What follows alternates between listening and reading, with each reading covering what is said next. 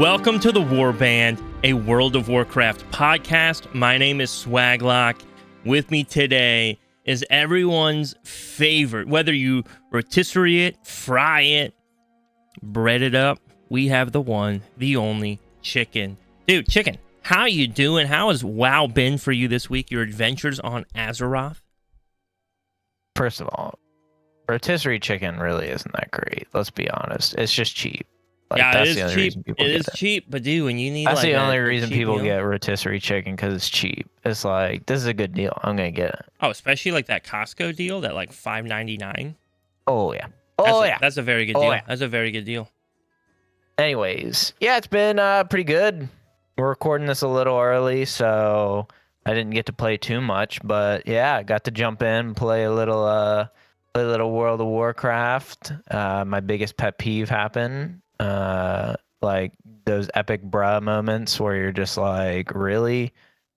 And yeah, that happened. So that was kind of annoying. But yeah, it's been pretty good. What do you mean? What do you mean, like your epic bruh moment?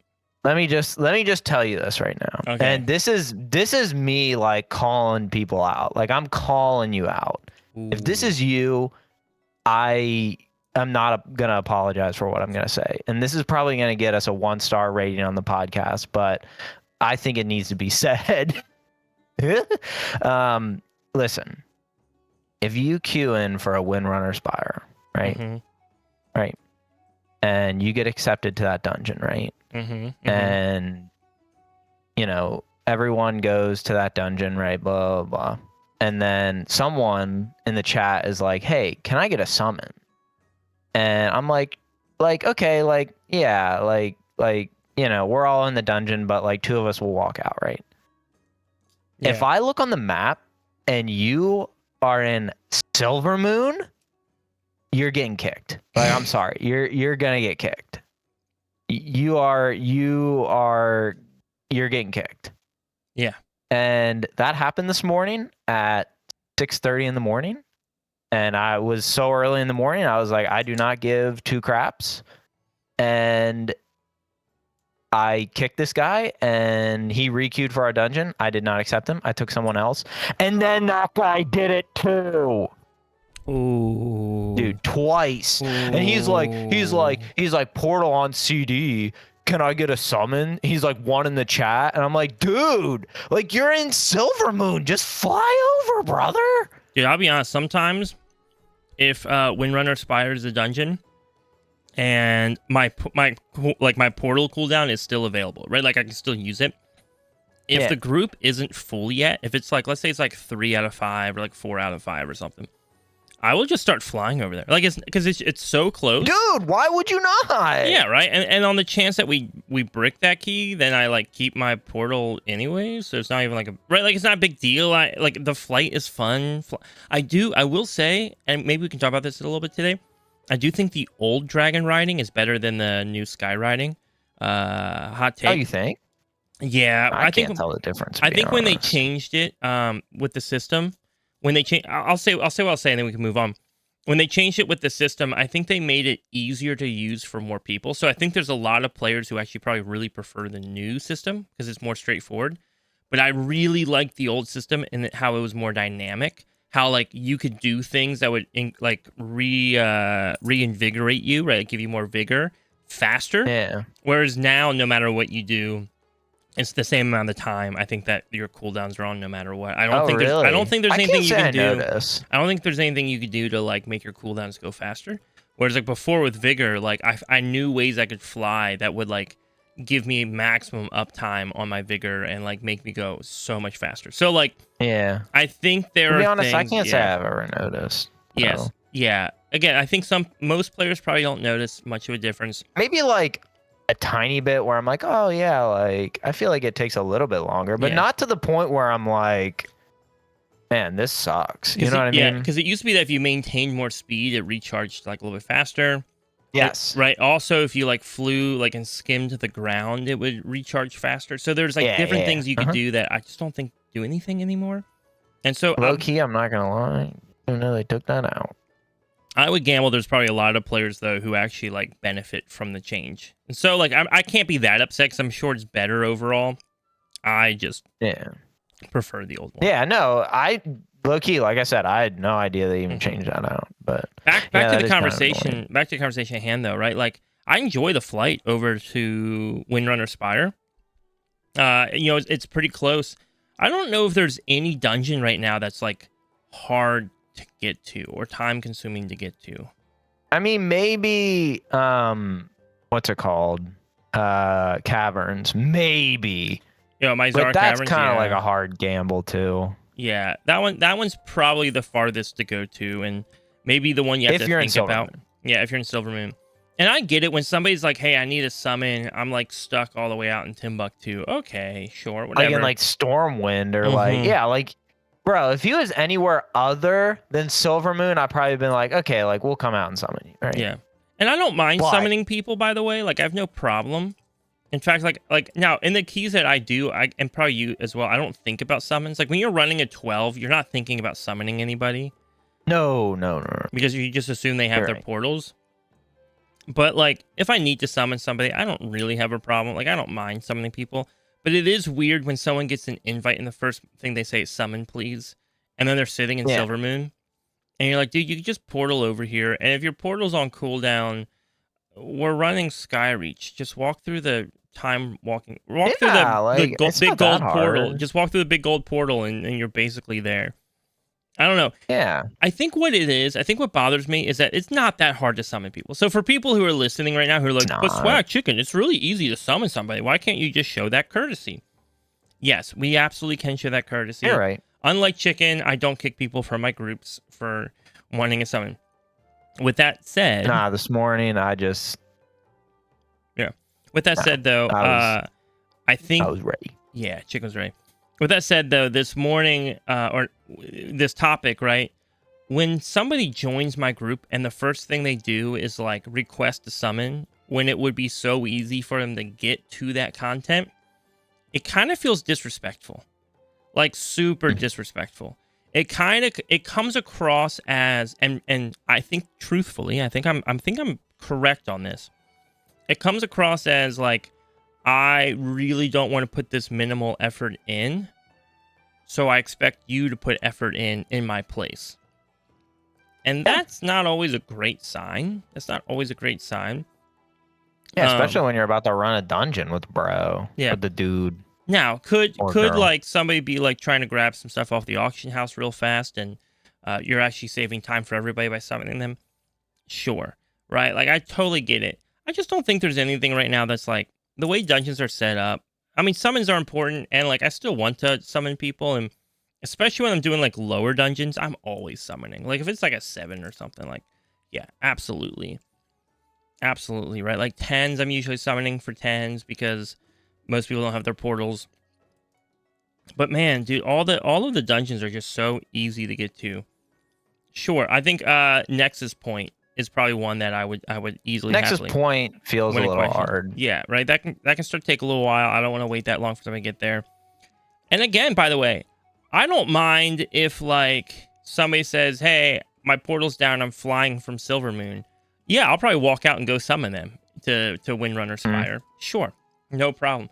I think it's just like you get in the group and somebody just like goes, "Summon, please." And you look at the map, and they're literally just sitting in the same zone that you're in, but they don't want to make the effort to get over to you. Oh, yeah. That's definitely what it was this morning. Yeah. And because we had all gotten to the dungeon, and then this guy's just like, and I'm just like, dude, like, we were all in Silvermoon, and all of us flew over. Mm-hmm. Like, you can't just fly over, brother. Like, come on. Can't just fly? Can't just fly, brother? You know, there was a topic we were about to talk about last week, and then I cut it from our conversations just because of time. And I didn't really know how relevant of a topic it truly, truly was. But now I want to talk about, because as we're talking about this dungeon etiquette idea, right? Like, what are things that we do in dungeons that like maybe are a little selfish, or maybe perceived as selfish, right? And that summon element is kind of one of those, right? Like hey, I don't want to put the effort in, so I expect someone else to put the effort in. Doesn't always come across great, right? Like it's not always great. So another conversation that's been going on Twitter maybe like a week and a half ago. So it was happening right before we recorded the last episode. So we're a little late. There's just a on lot the of conversation. news last week. There was a lot of news. Not a lot this week though. So yeah, not much this week. And I've heard some others kind of cover this conversation as well, but I think what makes it unique, Chicken, is you personally are probably more appropriate. You're more appropriate to kind of give opinion on this topic than maybe anyone else I've heard talk about it. And so essentially there was some drama on Twitter this week where somebody was real angry. I'm just going to give the lowdown. I want to talk more about the topic than the drama itself. But the drama was that somebody went on Twitter and started ranting about how if you're a parent, like you shouldn't be queuing up for keys or whatever, right? Like this whole thing. Somebody had like bailed on their group because their child woke up from a nap, and so they had to like leave the key. It was like I think it was like a plus 17. So they left the key, bricks the key. Later on, people found out that this guy like reported the player who left the group for, I think it was like terrorism and child endangerment. Oh my goodness. Which is stupid, right? Absolutely stupid. And so the whole of Twitter has been like pretty like in favor of this parent, right, who left the key to make sure their child was all right. And totally understand. I think most people kind of are in agreement that like, dude, parents should definitely be able to do keys. Where though I think I differ, and maybe I'll be labeled as a villain from here on out.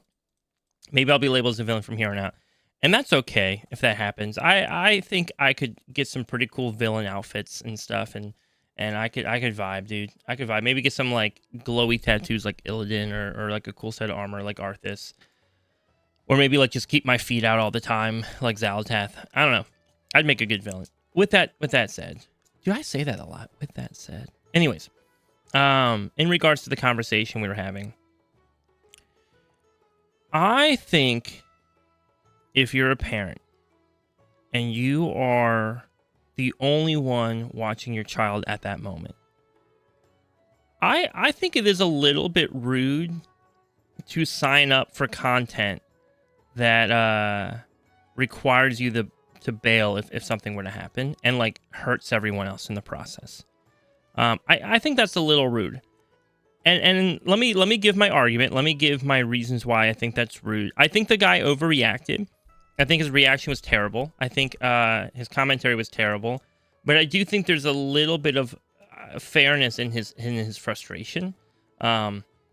So let me give my argument, and then Chicken, I just really want to hear your thoughts and your opinions on this, right? I think when you queue up for an M+ key, you are basically saying like, hey, reasonably, I have no reason to believe that I'm going to have to leave this run in the middle of this run, right? Like I've gotten frustrated because I've done like an M+ run before where like the timer starts. And a guy as soon as it starts, he goes, hey, heads up, I have to leave in 25 minutes for work, so we need to finish this fast. Like, brother. Brother. Why the heck are you queuing up for a key right now? Right? So that's kind of like the extreme of that situation. Like, and I guess the far other side of that, like the far other side would be like, well, what about people's internet? Like, you never know if your internet might go down or like if it's like, fine, whatever. Like, there's plenty of grace for the things that seem like, right? Like, but there's, I guess it's kind of like the risk, right? How great is the risk? And so in my non-parent viewpoint, if I'm the only one watching my child, and I don't have a child, so it's hard for me to give an accurate, true statement, which is why I want you in the conversation. But if I'm the only one watching my child, my wife's out for the day, whatever, they're not at school, whatever the reason being, they're young, and I know, hey, if they wake up from their nap, I have to be there for them. Like, I just have to be there for them. I don't think the content I would do at that point would be M+, right?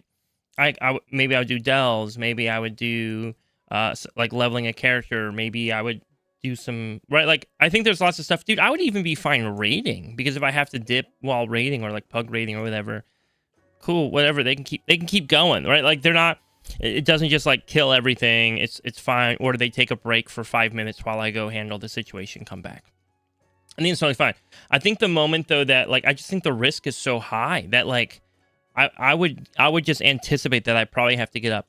And I know we have a lot of listeners who are parents as well, and so that's why I think this conversation maybe was one we should have had last week. And so I want to kind of bring it back up this week because I think our listeners will have some viewpoints, and I want you guys to give your opinions and viewpoints. I won't be upset if you disagree with me. It won't frustrate me or anything. I'm just kind of expressing as a non-parent my view on this topic, but I'd love to hear the parental view. I don't know. To me, it just like seems like why queue up for something that punishes everybody if you have to leave, knowing that there's a pretty good chance that you'll have to get up and leave. It seems like the person making the choice to do that is being a little bit selfish in that moment. And you could say I'm being selfish because I don't want to have my key bricked or whatever, and I need to be more respectful of other people and their time. And I get that too. I think it's a two-way street. And I also know that we have a lot of listeners. We jokingly call them our faithful fathers or our delve dads, right? The listeners to our podcast who have kids who they just know like there's certain times of the day that the content they're doing is like delves and other solo content, just because the risk is too high that they're gonna get pulled away for a moment or distracted or whatever else is gonna happen. So, anyways, with that said, Chicken, I just want to kind of hear your view on that, your thoughts, your opinion. I wanted to lay it out, my opinion first, because I wanted to give you a chance to come back and be like, oh, actually, Swag, this is why you're wrong. But anyways, I'll give it to you now. Actually, this is why you're wrong. No, yeah, so here's my general rule of thumb when it comes to things like that. I think you'll find that I'm in a bit of agreement with you. I think there's like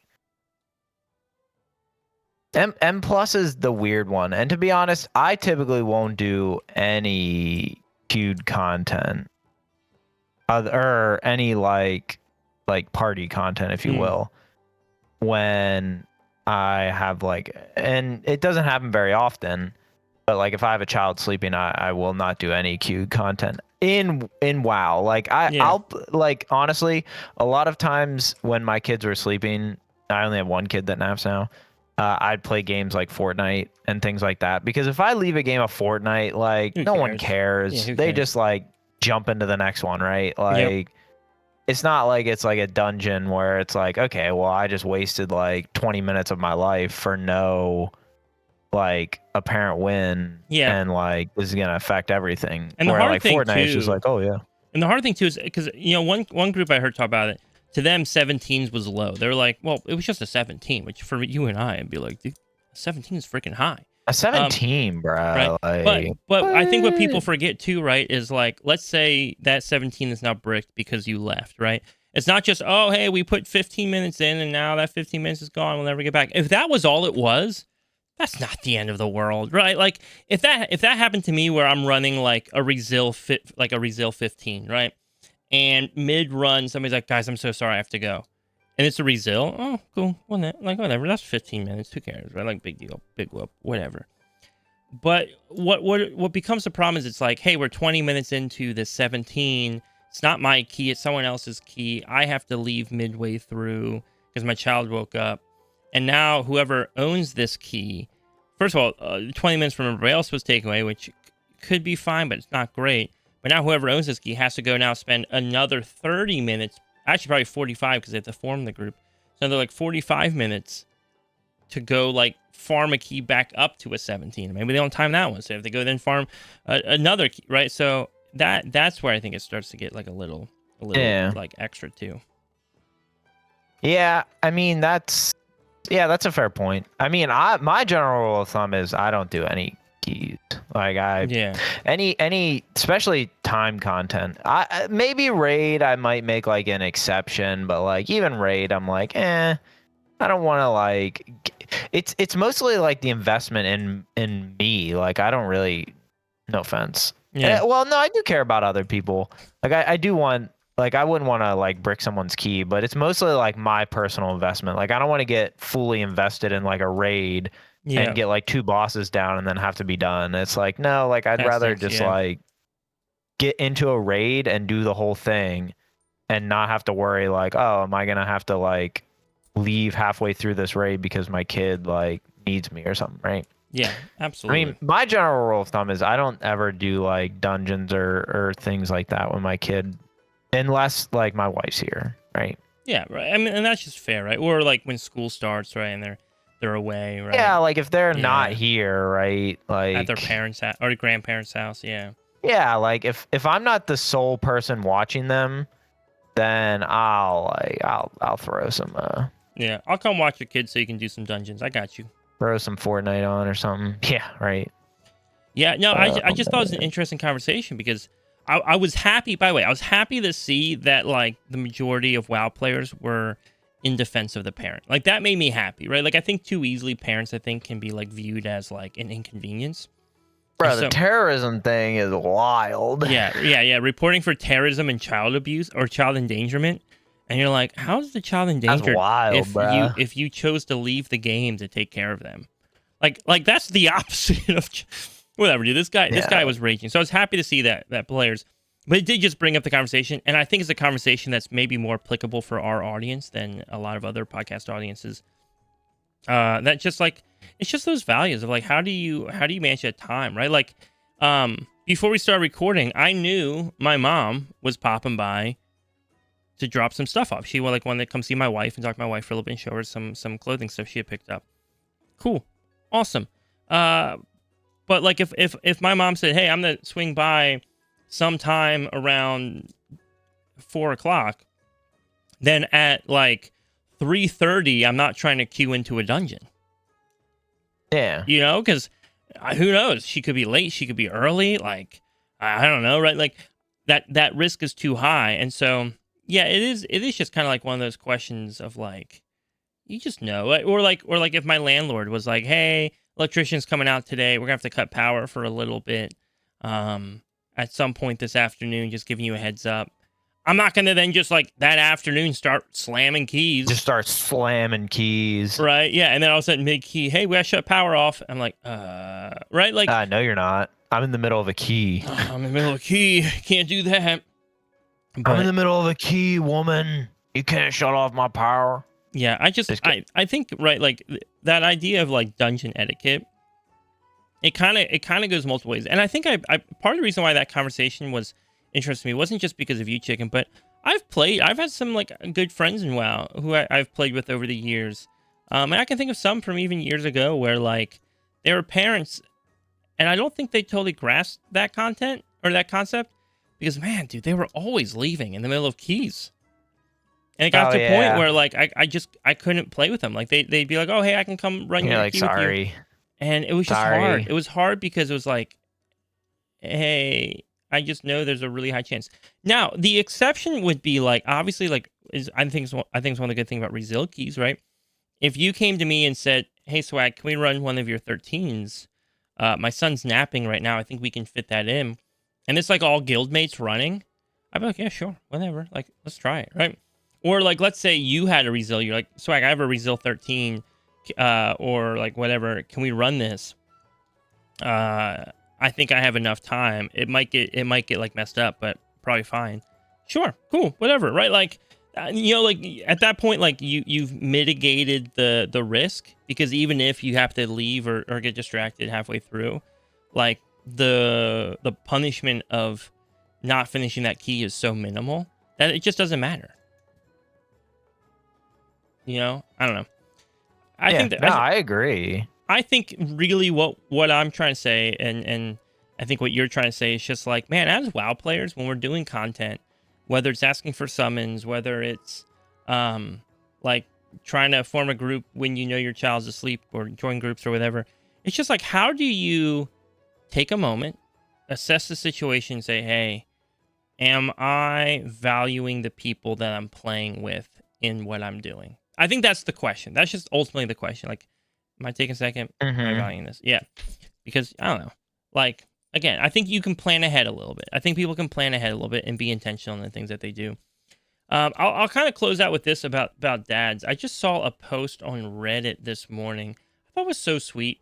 It was a guy posting his mythic Laura kill, right? So he got his cutting edge, killed mythic Laura, and the post just says, "Took down mythic Laura today. This is my last raid. I'm becoming a dad and retiring." And I think that's just so cute, right? Like, there's something sweet about that. Like, he's probably so excited for his son coming on the way, right? Like, and I'm sure he'll still raid sometimes, but mythic raiding is just like a whole different beast, right? Oh yeah. Oh man. Yeah, I like that. Like, somebody Dude, I commented, ain't regular raid because I got kids. somebody commented, becoming dad doesn't mean you have to give up playing, right?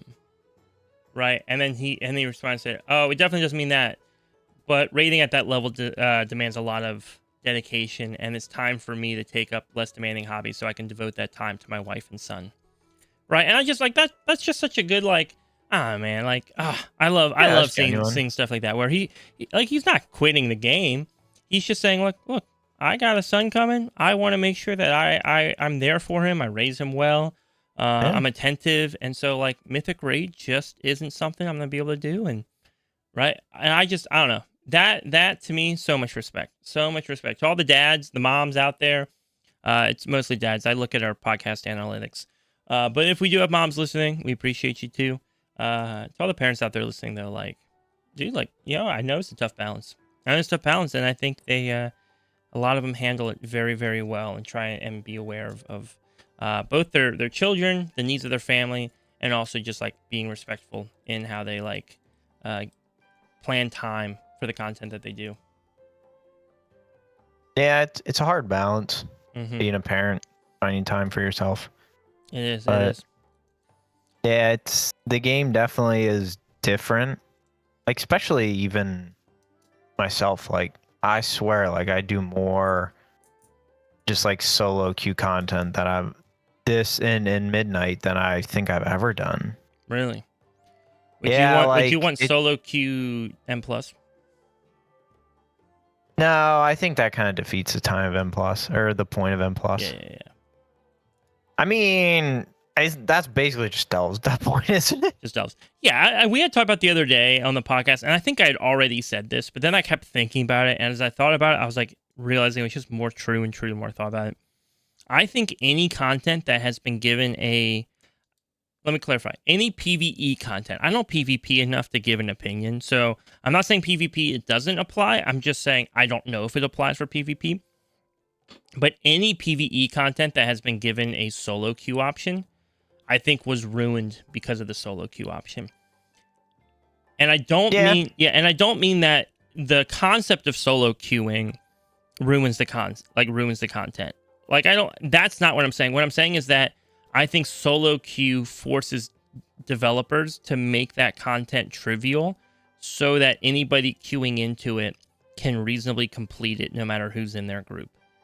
Right? And so, like, LFR, terrible content. Like, LFR is just not good. Like, if LFR rating is the only rating you do, and you're like, Swag, all I can do is LFR because I don't have a guild that raids. Come join our guild, Astra. We do academy raids once a week, and those are normal or heroic difficulty, depending on how late into the season we are. And you'd have a great time. It's wonderful. It's a beginners-friendly raid experience. Amazing. Okay, so much better than LFR. LFR is garbage raid content. I promise you. Whoa. It is. LFR is just not. It's just not fun. There's nothing fun about LFR. This guy throwing him. The mechanics are nerfed into the ground, and the people are like mega toxic. I don't know, man. I can't do LFR, right? And then you have like like true LFG, like solo dungeon content, such as like normal heroic time walking, and again, all of that content nerfed into the ground, and then again, players are mad toxic because it is so easy, right? Like, it is so easy that when it doesn't just get taken care of the first time through, then the people who know what they're doing are just like, why the heck can't we do this? They get so mad, right? They get so mad. And sometimes, listen, I'm gonna be honest, sometimes it's a little fair, okay? There are some times where, like, I'm in LFR or in a dungeon or something. I'm just like, how can we? Dude, people get so mad. How are people not doing this? But anyways, all I'm saying though is I and it's not really on the topic of discussion for today, but dude, I truly like want to just reconfirm that comment I made the other day. Dude, any content that gets a solo queue option gets ruined. It does. It's not even the solo queue itself. It's what has to change in the content to make solo queue feel viable, right? And that just like kills the content. Like it just nerfs it into the ground and makes it so unenjoyable. I truly like, I love dungeons, dude. I love dungeons. Normal and heroic dungeons, garbo content. Yeah, I can't say I've played enough normal and heroic dungeons. Yeah, because it's not remotely interesting. I mean, the ones that I have, they're not very fun. No, like, and by the way, if you're like Swag, I'm too afraid to do mythic dungeons. Like, it's too terrifying. All I do is normal and heroic. Dude, listen, you are in a really good spot right now, because if you think normal and heroic dungeons are fun, I want to introduce you to the beauty of mythic, okay? Because I know the timer's a little scary. I know it's kind of weird. The timer exists simply so that you ensure that you have a set amount of time that you can block off for that, rather than spending 4 hours in the dungeon that should have been 30 minutes. It kind of aligns that way. It's actually really nice. But more importantly, M0, just regular mythic, not even mythic plus, like that M0 already on its own is like leagues more enjoyable than normal and heroic dungeons. Leagues more enjoyable than normal and heroic dungeons. Not even touching M plus yet. I just go into just M0. There's no timer, but everything kind of hits a little bit harder. You really have to kind of know mechanics a bit. Yeah, truly, I don't know. All I can say, if you're doing only normal heroic dungeons, mythic, do it. Join our Discord. We got some people to help you out for sure. All right, chicken. We got some news going on. Not a lot. There's not a lot of news this week. So we'll probably get into our listener questions pretty fast. But there is some news going on. What's happening? Yeah, there's a little bit. Yeah, so a couple little things. There is a new trading post. Not anything crazy. I do kind of like the fireworks. I'm not going to lie. Which, to me, I'm like, don't they just have these same fireworks, like weapons and stuff every time? But I guess they don't. I think they changed the color on them. I don't think they were like the blue and pink last year. Oh, gotcha. I was like, I don't have the same color, so maybe not. I don't know. But yeah, so new trading post. So check that out if you're interested. We also have some housing things. The new housing exteriors, you put that on. I did not. Yes. I can tell you. I can tell you what's going. Yeah, I can tell what's going. So there was some data mining that occurred that revealed that there's new housing exteriors coming through.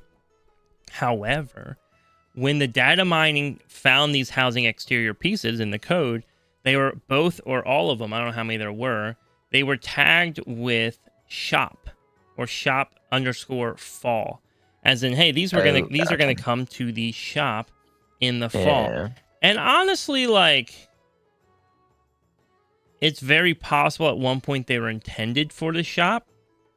Blizzard did come out, like Blizzard themselves actually came out in a post and said that the titling can be misleading sometimes. These items are actually coming like into the game, not into the shop, and that they will be earnable. They will be available. Or what they said, let me read you. Hello, this is a really good example of how initial data mining can be a bit misleading. While yes, there is a new exterior coming, and probably more in the future, the particular exterior found in the PTR files will not be released in the shop. It will be available for players to earn within the game. We'll let you know more when it's ready for testing/release. But I think sounds a little sus. I think maybe they might have been backtracking a little bit, right? Because you definitely don't just tag a file shop_fall randomly. They might have meant it for the shop and then changed their mind later and made it, just normal. I will say, because they're like, oh, people are going to be ticked if we throw this in the shop, and it's probably, it might just be their default, like, hey, like this is going to go in the shop, right? I think housing decor needs to be very careful that about what goes into the shop and what doesn't go into the shop. Yeah, dude, everything goes into the shop. And by the way, we have a lot of housing decor. Like we have a lot of housing decor. We do. That's like available in the game, right? With that said, though, the last housing decor pack that came out, the shop stuff was by far the most beautiful, like exterior, like greenery that we've had, right? And so the problem, so the problem you run into is not like, oh, hey, it's just something unique and niche and special. It's like, oh, by far, this is the best. Like by far, like the best housing stuff they've come up with. Like the cherry blossom stuff was gorgeous. Yeah, freaking gorgeous. My wife bought it, and then it cost like $75. Yeah, my wife bought it. She was like, I'm getting it. Wait, what? Yeah, she was like, I'm getting it. I was like, okay. Like, I thought she'd come to me and be like, can you please get this? Can you please get this? No, she went out of her way to get it. She was like budgeting it into her like monthly spending. I was like, okay. All right. That's how that, like, dude, that was some good housing. Okay. That'd be good housing decor to convince my wife to go spend money on it. Okay. Mm-hmm. Okay. I mean, that's fair. I mean, it is good. It is good dungeon decor. And if you have the money for it, it's great, or dungeon decor, housing decor. The problem is I just hate when you see stuff like that. It kind of reminds me of, and I hate saying this because this game was so bad with it. It reminds me of Valorant, dude. Valorant, bro, so bad. You see like one weapon skin and it'd be like $20 and you're like, $20 for a weapon skin? Dang. Yep. And then you're also realizing, whoa, I'm spending $20 on a tree. Whoa. That's true. I mean, yeah, the nice thing about the tree though is I can put it out in my yard and wow, and people come look at it and say, wow, look, Swag spent $20 on a tree. My gosh. I will say the one thing with Valorant that I always kind of thought was interesting. For those who don't know, Valorant is a like not Call of Duty. It's a Counter-Strike style game, right? So one of those like an FPS, like terrorist kind of Counter-Strike. Yeah, it's what it is. But Counter-Strike's interesting where they have kind of a free market almost in Counter-Strike, where you can get things and you can resell the skins that you get. And because things are resellable and have qualities attached to them and specialties attached to them, bro, some of those sell for a lot. Like my brother went up to New York State the other day to like physically trade like a skin he got for like $2,000 or something. Yeah, that's nuts. Yeah, so that's absolutely wild. It's like crazy money. And so I think what happened though is I think Riot, the company behind Valorant, they look at a Counter-Strike, which they view as like a competitor to them, right? That they are trying to replace Counter-Strike. And they're saying, well, Counter-Strike skins resell for a lot, so we can sell our skins for a lot. And I think that's kind of where like the flaw in the logic happens, where one is like resellable and one is not. You either have it or you don't have it. But you know what though? I don't think they've changed pricing, so it probably works for them. They make money. I buy too many skins on Fortnite, so that's my problem. They need to add some WoW skins to Fortnite, please. Oh my gosh. Right? Give me like take my money. Give me like take a my money. Give me like a Jaina, a Xaladath, Anduin. I'll take whatever. Give me an Arthas. I play Arthas Menthil, the shotgun. Play Arthas. Yeah, I mean, bringing it back to WoW though, I'm wondering if they're thinking like, oh, like mounts and stuff like that sell pretty well on the item shop, so maybe we can get away with like selling stuff like this for this price and it'll work, right? Yeah, and we knew from the start that houses have come onto the game shop. That wasn't anything like new.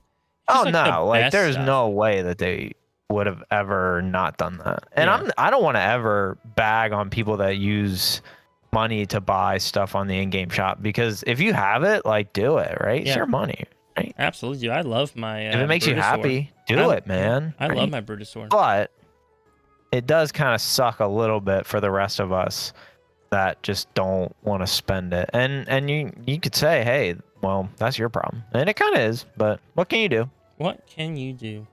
Can't do much. Yeah. We had talked about the pet beds, I think, right? Already on the podcast at one point. I don't think we did. I think that's relatively new. Oh, I thought we did talk about that. No, like that's like I think it's been confirmed now that like they're adding these pet beds in housing that you can like put.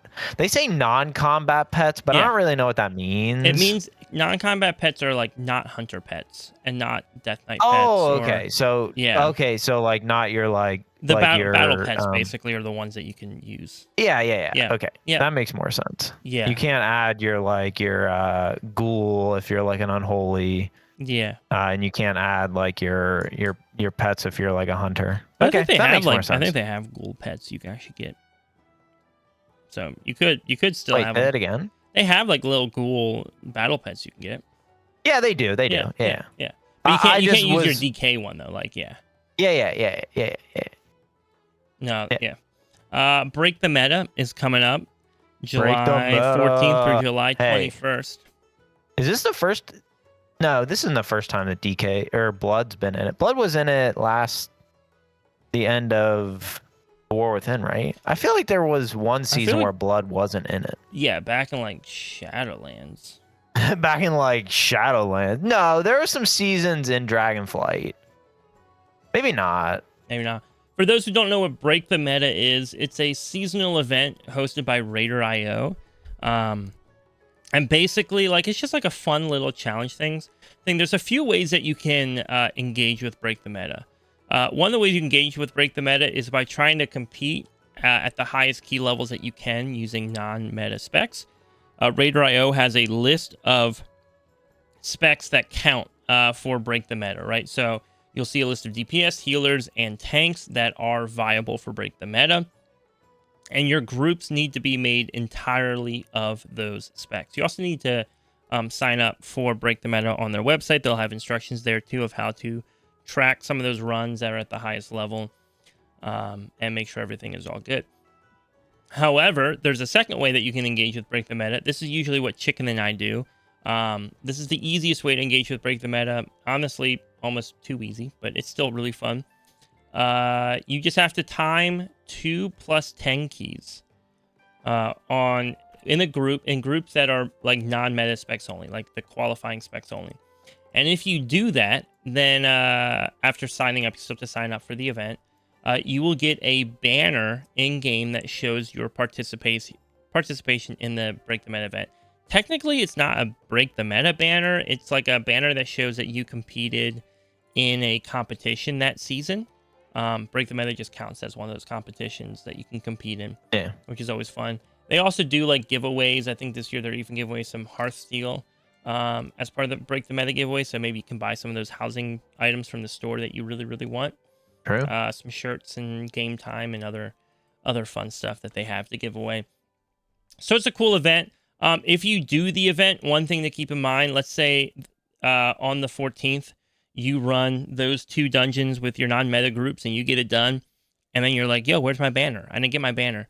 Usually you don't get the banner until sometime the following season. So yeah, it takes a minute. It really actually takes a while before you get the banner. It's a very cool looking banner. Kind of Zaltath inspired for sure. Very Midnight-esque. Oh, this one is probably the cooler ones that I've seen. Mm-hmm. I love throwing my banners down during like raid nights and things and whatnot. It's fun. Yeah. So that's it's interesting. Cool. Sorry, go ahead. What were you saying? I said it's interesting that it's only a week. I feel like in the past it's been like 2 weeks. They used to do it for 2 weeks because you had like rotating difficulties between fortified and whatever else. And also they might not feel like they have as much time as they once did. I don't know. Gotcha. Yeah, this one's kind of interesting. And, they hint to some things where I'm wondering if Break the Meta is kind of going to go through this change as well, where they kind of make like a Break the Meta Plus or Break the Meta Super, like whatever you want to call it. Yeah. They mention about how they have done statistics, Raider.io, and just to mention that the highest key ran this season is a +24, which is absolutely insane. But they said after reviewing the data, they've determined that +18 and up is where they think that it truly is like meta, where like in a +18, you're going to pick meta classes, right? Yeah. So I'm wondering if they're kind of maybe toying with the option of, hey, maybe we should do a break the meta plus. Maybe like if you time 2 15s, you'll get X, you get something else. Like, I don't know. It like I've never seen them talk about how they actually kind of do the process, and maybe it's just me, thinking that would be an awesome thing for them to add. Yeah. Or maybe they're thinking about it. I don't know. I think with the difficulties this season in content, 12s probably could have been a safe point for them to have done it instead of 10s. Yeah. 10s is fine. I always like to be a little bit of a challenge, like just enough that I'm like, oh, I need to go gear something up. The problem I have, wasn't it 8s one time? And I was like, 8? Yeah, whoa. yeah. I've You're seen like, I've seen it pretty whoa. low before. And especially now with like difficulty scaling, 10s kind of are where those 8s were at that point, right? So, Oh yeah, that's it's kind not of fair. that crazy. I will say though, I don't know if I'm gonna. I mean, obviously, I will do break the meta because I'll be running. Well, I guess I'd have to intentionally form a key, right? I can't just do it haphazardly. I have to form a key that has people in it that all fit. But like I can do it easy on my DK. Like that's not even like a thought. Part of me is like, do I want to try and level up maybe like my paladin or something before then and gear up my paladin before then so that I can go and do those keys. Doing prot. Yeah. Mm-hmm. Aren't you leveling a bear? I guess bear is not bear. Part of it, bear definitely. Bear definitely bear does is not the only qualify. druid spec that isn't. No, yeah, bear definitely does not qualify. I'm surprised Resto Druid does qualify. That kind of shocks me. Resto Druid was really thought good. What's it called was really good. Resto Druid was really good for when you had a Brewmaster tank, because all the hots were great for the stagger. Anyways, yeah, so Break the Meta is coming up. It's fun. It's what I would do though is I'd find a fun way to compete with it. It can be a great way to make one of the weeks towards the end of a season just feel a little different for you. It kind of gives you a little mini challenge. It's fun. It's different, and definitely encourage people to take part in that and try something different. Even for me, like I can just do it on my DK, but I think I'll probably try and level something else up, just to have something unique for it. Yeah, I mean, I think that's a great idea, dude. Mm-hmm. All right. And to what you said too. To what you said, I think too, it's very interesting that they pointed out that 18 is where they feel like meta starts to take hold. Because I do think, right, like, man, too often I've been like running like a 12 or 13, where it's like, oh, what's the meta spec? I'm like, no, it doesn't even matter. Right? It doesn't matter. It literally doesn't matter. Yeah. Come on. So come on. It doesn't matter. It doesn't matter. All right, we have some listener... Maybe like a little bit, but not to the point where it's like, whoa. Yeah. So we have some listener questions, Chicken, that we want to go through. But before we do, I want to give a big thank you to all of our Patreon listeners. If you are one of our Patreon supporters, you are amazing. You're awesome. Thank you so much for what you do. Our Patreon supporters get early access to our live stream. In fact, we're actually recording this a few days in advance because of the holidays this weekend. So we're recording this one early. Our Patreon listeners are watching it live right now, and then they'll have access to it all weekend before it goes live on Patreon. Yeah, buddy. Yeah. And some extra bonus content that we recorded before this episode began. Talking about all sorts of podcasting drama, the good stuff. We also want to... bad, the ugly. Yeah, so if you want to support us on our Patreon, you can find a link down below to our Patreon. It goes such a long way to keep us on the air and allowing cool stuff to happen on this podcast. I also want to give a shout out to our guild. Chick and I are part of a guild that we love. We love it so much, we want to encourage you to join it if you're looking for a guild. It's such an enjoyable place. I always jokingly call it a non-toxic guild, but it really is. It is such just a fun space to be in. It's definitely non-toxic. Yeah, and really supportive to players of all skill levels, and opportunities to do content in just about all skill levels as well, which is really fun. So if you're interested in learning more about our guild, Astra, you can join the Warband's Discord. There's a link down in the description below. Open up a ticket in the Join Astra channel, and then let us know that you're interested in joining the guild, and we can get you in there. Lastly, we still have some room in the neighborhood. So if you would like to get into our podcast neighborhood, the Warband Podcast Neighborhood, you can go into our Discord again and just pop in the general chat and let us know that you want an invite to the neighborhood, and we'll get you taken care of. with that said, let's move on to our questions for this week. We have a question coming in right now from one of our members, Silver Phoenix. And it's not a question. I lied. It's not a question. I meant to read this at the beginning of the podcast because I really liked it. And then we got so caught up with things, I forgot to read it at the beginning. So we're reading it now with the listener questions. But Silver Phoenix left a comment this week. And they just said, just a shout out to your podcast. Been listening since season 2 of The War Within. Did my first plus 12 today with guildies after not having done M plus since BFA. You guys convinced me. Thank you so much. Loving it. On to KSM for season 2. I just love hearing stories of people who, like are inspired. I want the podcast to be something where you guys are encouraged to take steps forward, to try new things out.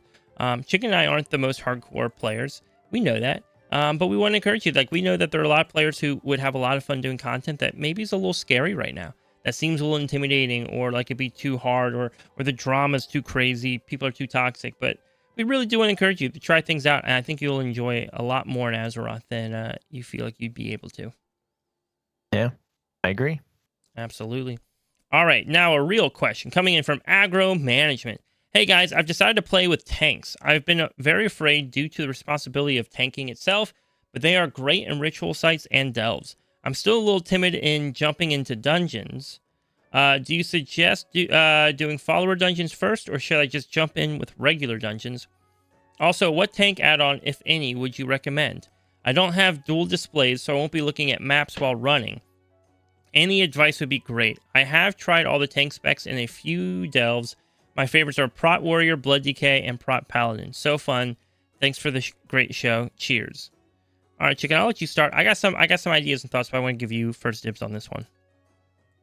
Oh yeah, I mean, if you're looking for good add-ons, I know literally zero. Yeah, I don't think I use any add-ons that are good for tank specifically. I guess maybe you can cop and say I use the Lumi's light or whatever it's called. I always forget. And that's a good one to use. I leave it on even to this day. I still have Lumi's light or whatever it's called. And it's kind of just like a guide, because I still use Keystone Guru, but it's kind of nice just to have that extra this is where I need to go if I have to, or maybe this is a mob that I should kill just because, right? Just because. So I do keep that kind of stuff in line, and that's kind of my add-on, if you will.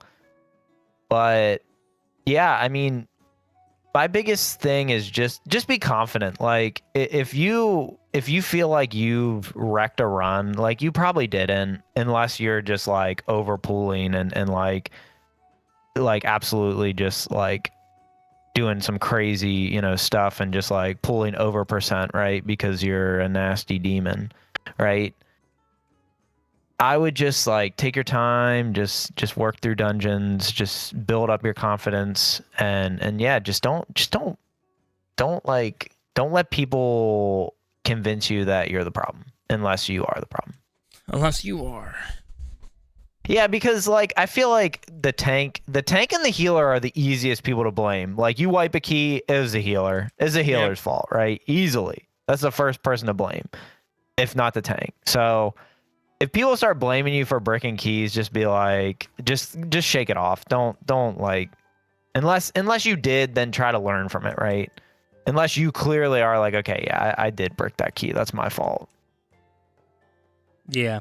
One of the conversations going around right now, and then I'll get back to my answer on the question.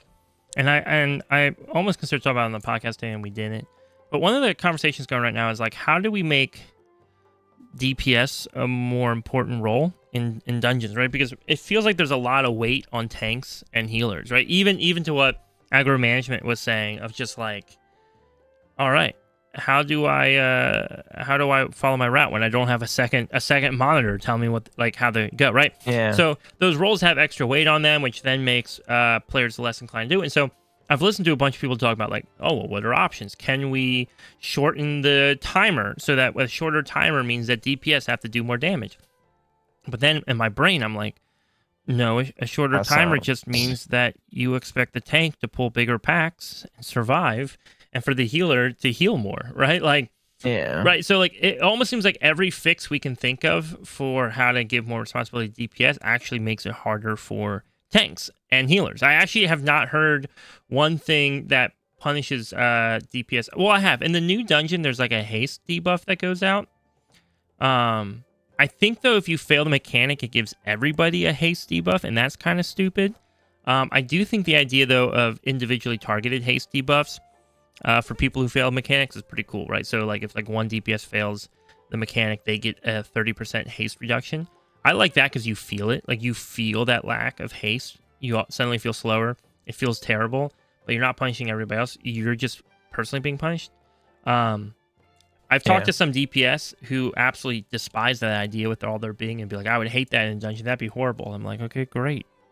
Now you know how the healer feels every time you screw up a mechanic and they have to fix the problem for you, right? Because that's one of the issues in WoW is that, I will say, though, it is interesting because it's teamwork, right? Everything in WoW is teamwork, right? And so it's like... Yeah, everything is teamwork. Right? It's all reliant. Like if the tank fails his job, other people die. If the healer fails their job, other people die. And technically, if the DPS fail their job, other people die.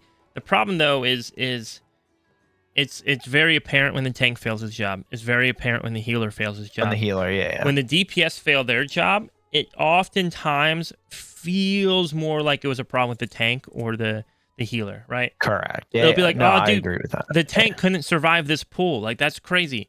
Could the tank not survive the pull, or were the DPS unable to kill the mobs in time, and the tank had to hold that enrage? Yeah, right? The tank had to hold that pull significantly longer than they should have, right? Like there are times I'll do that opening pool in Algothar Academy, and if the DPS can burn that pack down fast enough, I have the defensive to live it. But if they're not burning those packs fast enough in that opening pool in Algothar Academy, eventually I run out of cooldowns to keep myself alive, right? And I can only kite for so long, and especially as a blood DK, right? Like I kind of have to be able to hit things in order to heal myself. So like, it's not a great pool for me, but.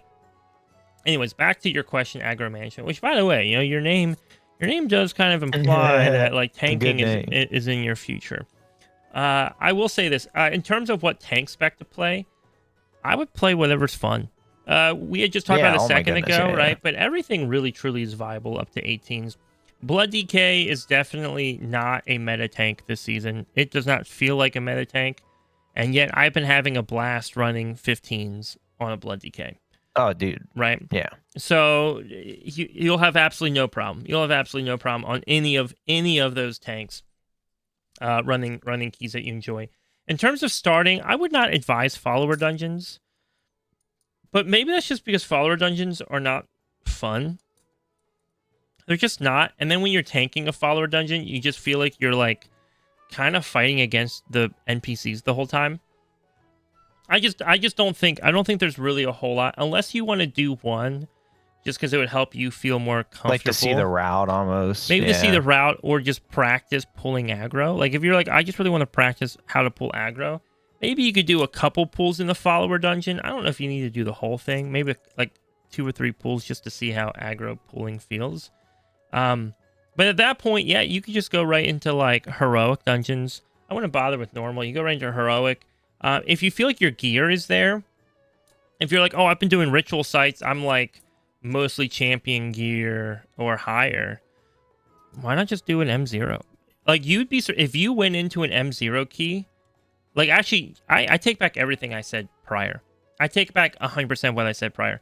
Go into an M0 key. Don't start in follower. Don't start in normal. Don't start in heroic. Go if your gear is like champion. Now, if your gear is like doo-doo, okay, I get it. But so long as you're like, what, 230 eye level, would you say? Yeah, 230 is probably pretty safe. 230 eye level minimum. And if you've been doing ritual sites and delves on your tanks, I'm assuming you're probably closer to like 250, 260, 270 maybe. But anyways, go into an M0, get into the group, and just say, hey guys, I'm learning to tank. Like, please be patient. And yeah, they're gonna be like, cool. Dude, M0 people are so nice. Mythic, like half standard of them are just Mythic there people, because they want to help people learn. Literally. Have them there because they just want to help people learn. The other half of them are there because they actually just genuinely enjoy doing dungeons, but the timer kind of scares them a little bit, so they just kind of live in M0. Yeah. Some of them are there because they're just trying to gear up a character, but even then, they're pretty chill. Because the people who aren't chilled, they're not going to do M0. They're just going to jump into 2s right away, right? So, like, M0 is this absolute sweet spot of, like, nice dungeon players. It really, truly is. Like, they're great. I'll go into an M0 and just say, hey, learning the tank, please be patient. And I think they would take care of you. They would, help point things out on where you should go. And that helps a lot. Yeah, especially if you put learner. Yes. Now, I don't know if it applies for +2 or for M0. I don't know if it applies for M0, but I know once you go up to the +2 range and higher, as you enter into dungeons, you're going to start seeing mobs that are highlighted. So, and the +2 key level, you'll see mobs that are highlighted, and that's how you know what to pull. In fact, those mobs, not only are they highlighted for you on the route, they actually technically have a little bit less health and do a little bit less damage. I think they do less damage. And so it actually incentivizes that you want to go for those mobs. Or no, you do more damage against them, I think. Yeah. At a +7... I think that's what it is. Okay. At a +7 level, that goes away. You can talk to the panda lady who like does all the M+ stuff, and she can reactivate the highlighting. It won't make the mobs weaker like it does below 7s or below 6s or whatever, but it at least allows you to still see a route without having to memorize one ahead of time. Correct. Sometimes I'll have the route up on my second monitor and I'm pulling. Sometimes I just know what percentage I want to be at by a certain point in the dungeon.